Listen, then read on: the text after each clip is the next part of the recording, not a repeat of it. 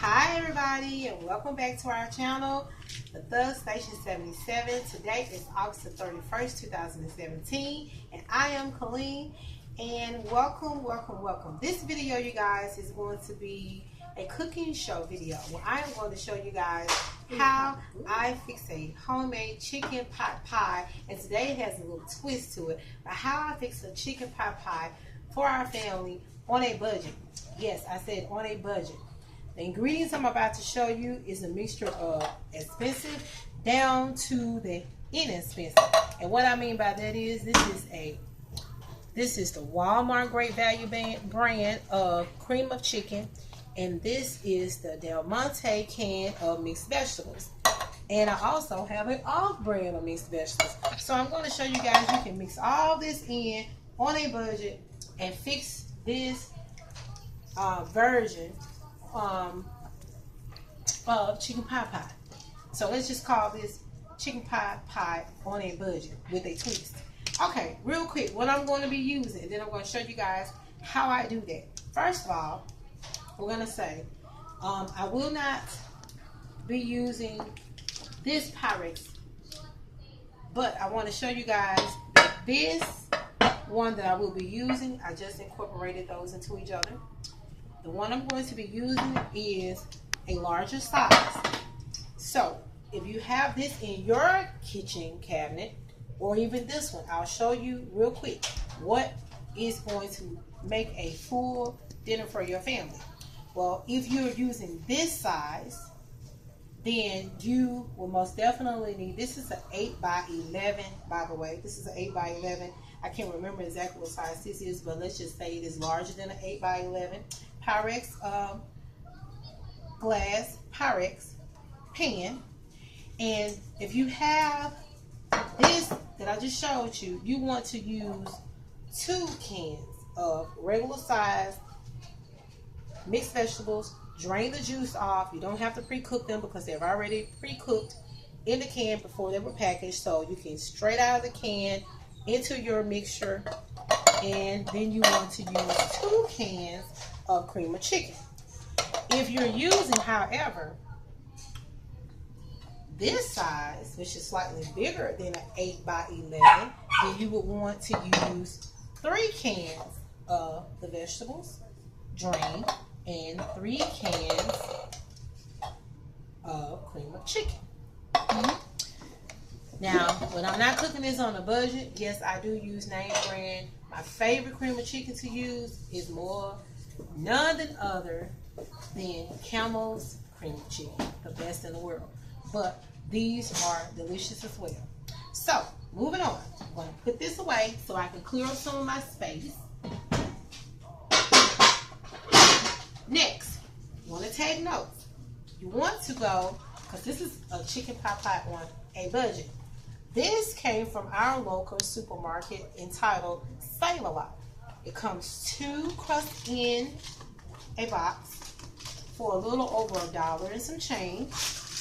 And I'm going to work real quick because my dough is cold, which is very important. I have 2, as you can see. If you have a local supermarket, Save-A-Lot, or you can find it at your local Piggly Wigglies, or all supermarket stores or grocery stores have an off-brand crust. You don't have to buy a name brand crust. They're all the same, actually, in my opinion. So this is a 2 pie crust that I'm going to be using. You're going to need this. And also, so let me get started. Show you what I did. I used all the ingredients that you see. So I used 3 of each. 3 mixed vegetables drained, 3 cream of chicken, and I incorporated all in together.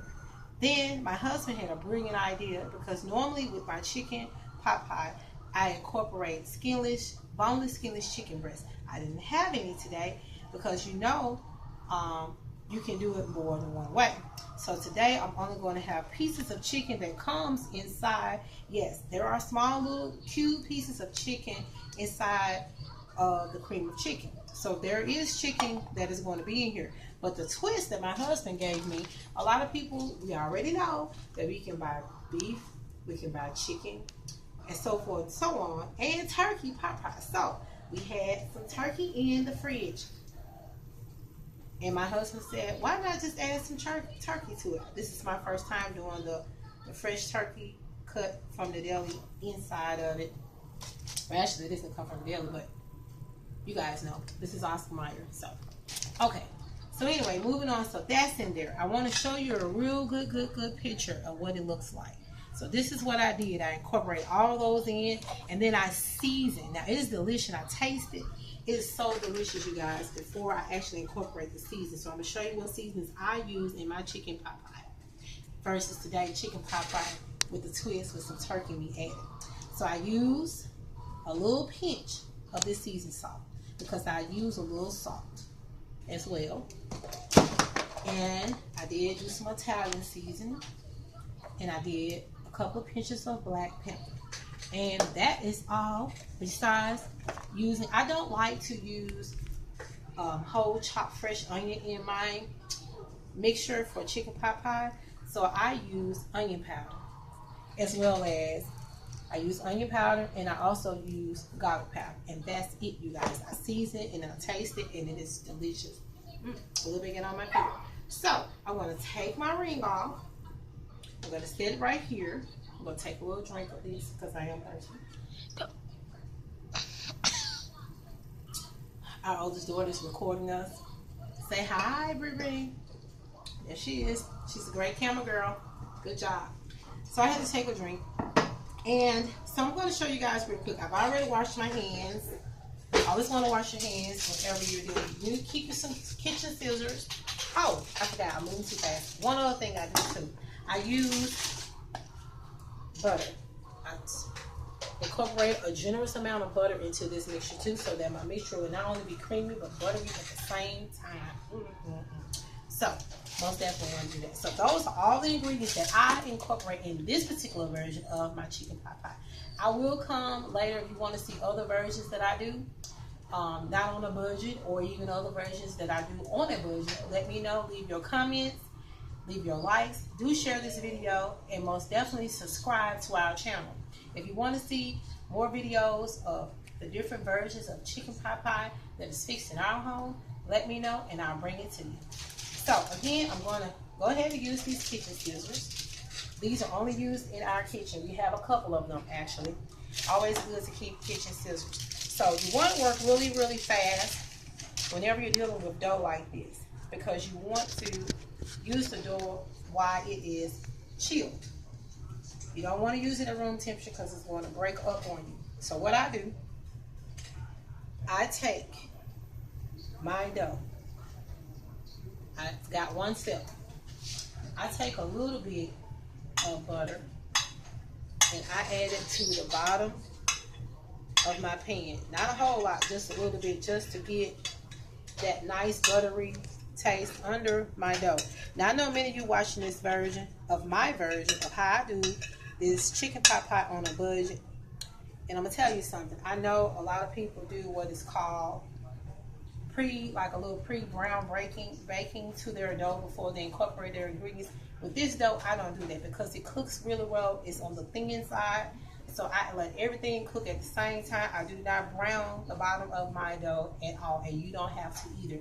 That's your choice. But I don't do it because it tends to me to get a little too hard. I've tried that before when I first started making this, so I don't do that. And then I don't want it so doughy at the bottom either. So believe it or not, even though I'm using a slightly bigger container to fix this in, this is enough. This is my version. This is more than enough. I just let it fall and I press it out. See, you want to work fast because it will start to break up. So it's still cold, but I was pressing a little too hard. So you want to do whatever makes you comfortable, makes you happy for your family size, or however your version wants to be. If you want to take from my version, you want to add to it, it's your choice. It's food. Have fun with it. So this is more than enough because I do not want this to be doughy at the bottom. I don't want it to be overly crusty at the bottom. Trust me, it's going to be more than enough. So this is going to get another quick stir. I'm going to move this out of the way real quick. You have my little trash bin right here, so you guys can get a better look. So we're going to put all this goodness, you guys. Turn it this way so you guys can see it. All this goodness is about to get ready to go and go into heaven, the oven heaven. And when it comes out, it's going to be heavenly delicious. It's going to be heavenly delicious. You want to evenly distribute this across. You want to get all that goodness out of it. I actually sometimes, believe it or not, there aren't any raw ingredients in here. So I do like to lick this bowl sometimes. Eat from the bowl. Eat from the bowl. You can go around on the other side of the food. Eat from the bowl. And so what we want to do, we're done with that. Now we're going to take the second crust. Cut it. You want to always clean. I like to clean. I was just taught that way, to clean as I cook. It's just a real habit that I have, which I think is good. So that way when you're all done, you really don't have much to do. So I'm going to move real quickly so I can go ahead and work with this dough before it is at room temperature. And another thing that I do too, you guys, I kind of put a little oil on my hands because that helps to not let it go. And if it starts to tear up on you a little bit, what you're hearing in the background, by the way, is the newest addition to our family. That's our little puppy. He's still a baby. He's not even 2 months old, making a lot of noise in the background. Yes, you can change the channel. Okay, so if it tears up a little bit, it's okay. It's just dough. It's not a big deal. So you work with it. You work with it. That's why it's important to get it. And I had it out just in time, I must say. But I got kind of distracted a little bit before we actually started this video. So I just place it and roll it out. And it's not a big deal because you can just simply say that this would be one of my little spots that some steam can rise up. Some steam can rise up. I don't like it doughy, you guys. So I'm going to take this little part right here. Use my kitchen scissors. And show you how you make 2 pie crusts work. I mean, if you want more, then have at it. To me, it just makes to create those air pockets so you can get that release, bubbly goodness. So I won't have to worry about scoring that piece because it's already torn up. So you can just take your fingers like I'm doing, slide that over a little bit, and bam, that's the end of that. Don't want to keep fooling with it too much. Scoring it, still, I'm not going to score that part, which, like I said, it's not a big deal. I'm just going to put a few little scorings in it. That's fine. Go ahead. Just put a few scorings in there. Then I'm going to show you what I do lastly. And it's going straight in the oven. I just take and put a little generous amount on top of my crust for that nice buttery goodness. Yes! I love these crusts, believe it or not. I actually like this version of the crust better than I do name brand store-bought crust, you guys. I'm just being honest. It is like delicious. It bakes really well. And just so if you just so happen to want to know what brand this is Ready Bake. I buy them all the time. I've been buying them for, I know, a good 10 or 12 years now. This is just by Ready Bake. You can find it in, like I said, we find it. It is by Ginger Evans. Ginger Evans is the actual company or person. You can just look for this in your local supermarket stores, and it's ready to go in the oven. And that's all I do.